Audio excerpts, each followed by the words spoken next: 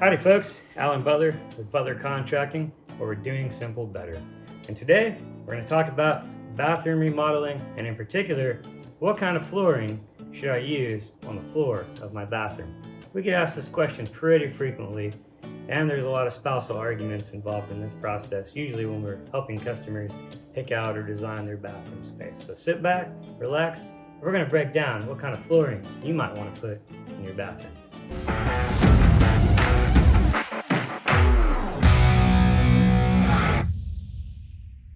So you're interested in getting a bathroom remodeled, but you're not sure what kind of flooring to put in there, or you've heard different things, or you're not really sure what to do. Well, we're going to help you out with that here today. So in general, there are some basic floor materials that typically get used in a bathroom, which we're going to cover. And those materials are tile, vinyl planking, wood laminate flooring. One of those other products is engineered wood. So we'll talk about some of the pros and cons of the different options and why one might be better than the other, to let you know what the options are, so that way you can make the best decision for you. So first off, we'll start with some of the lower tiered products that I don't think are a great choice to put in your particular bathroom, so we can get those knocked out of the way so we can spend a little bit more time on some of the ones that are better and get into the details. So first off, laminate flooring. Laminate flooring is a decent product. It's had its heyday, in my opinion, and if it gets wet, most of the time, even though they say that some of these laminate wood floors are waterproof or they're water resistant, when they get wet and water soaks into those cracks and seams, they do start to swell up, and it will damage that flooring over time. Also, if water gets trapped underneath it, typically if it's on a slab or some kind of vapor barrier, water and moisture is just getting trapped in between that wood laminate flooring and that subflooring, and it's going to start to create mold and fungal growth. So I definitely don't recommend putting wood laminate flooring in an area that's going to have a wet environment or potentially a wet environment. I would not recommend doing that. But if that's what you really like and want, you definitely put it in, but there may be some issues down the road for you to deal with. Number two, the engineered wood. So engineered wood's a decent product. It's a very durable product. Wood's nice. There's bamboos. There's all kinds of different engineered wood out there on the market. A lot of this material is glued down, and it's glued down to the subfloor or the slab on the home. So it's gonna stay in place. It's gonna lock in place. So that's great. But when water spills or leaks, again, just like the laminate flooring, it can seep into cracks.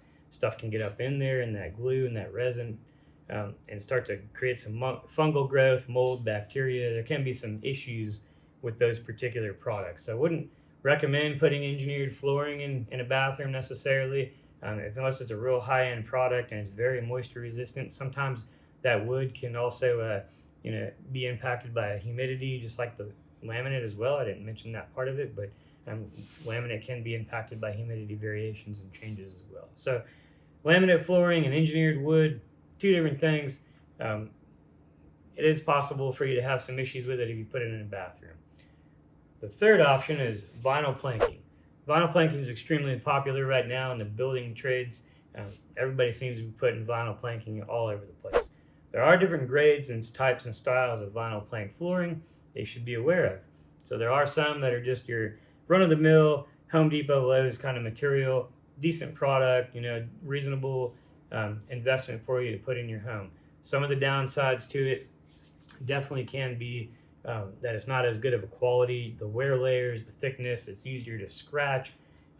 Getting moisture in it also could create some situations for you, just like some of the other laminate flooring inside there. So you could get, again, that water in there. It could create mold, mildew, and water being trapped. If a toilet was to overflow, sink, bathtub, shower head sprays all over the floor, all those different floor types could create some kind of issue for you down the road.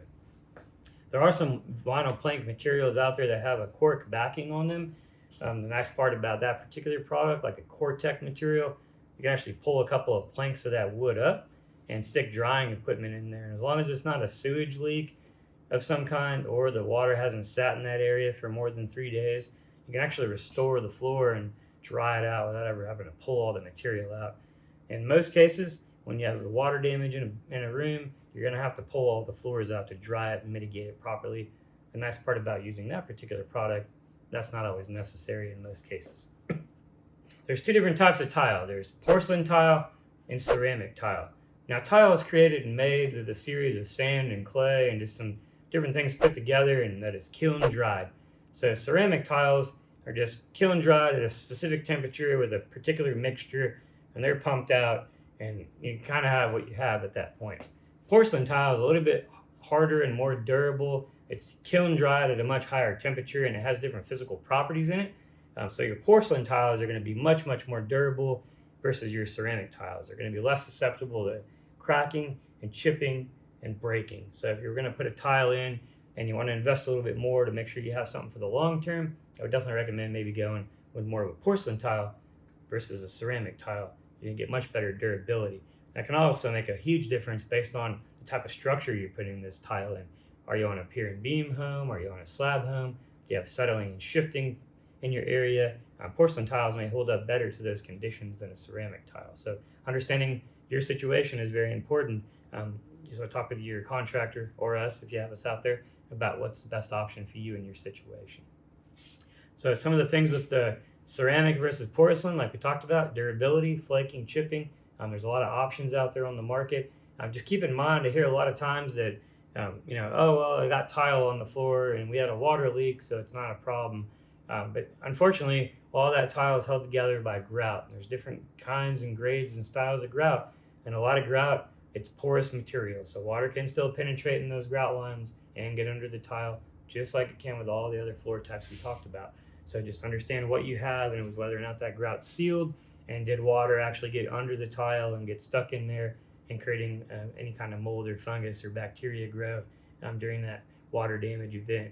A lot of insurance companies, when there are water damage events, they don't want to remove or take out the tile. They just say that it can be extracted without removing it. So just make sure you talk with your restoration company if you do have a water damage event, so you understand what you're getting there as well. But that's a whole another video we can talk about another day, but just something to think about, because inevitably you're in a wet space. The type of materials you're picking for this bathroom, it's a big investment for remodeling your bathroom, and we just want you to be educated on what you're getting and the different things that could happen down the road if you pick those different products. So I hope you learned something today, probably more than you ever wanted to know about tile or flooring or anything in a bathroom for that matter. But we hope you picked something up that's useful for you, and we hope to see you in your next bathroom remodel.